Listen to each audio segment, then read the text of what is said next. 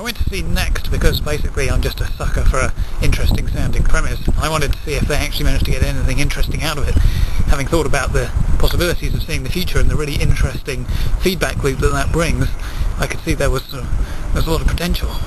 And sadly, even though they explicitly acknowledged that loop at the beginning, it pretty quickly became apparent that this was not the kind of movie that had the intelligence or the deft hand required to convey it in an interesting way.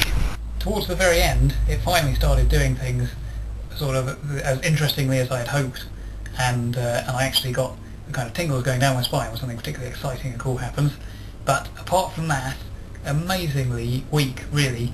You can tell how weak it is by the fact that things happen for no reason. The FBI are onto him for no reason. The bad guys have no motive. Jessica Biel falls in love with him for no reason. The worst part of that for me was that when they introduced this thing that allows him to break the only see 2 minutes into the future rule, they just play with it in a completely arbitrary way. It just is a license for them to do whatever they want, and it's never explained properly or used consistently.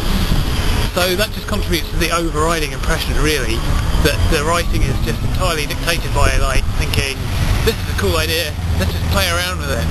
Yeah! With no proper structure.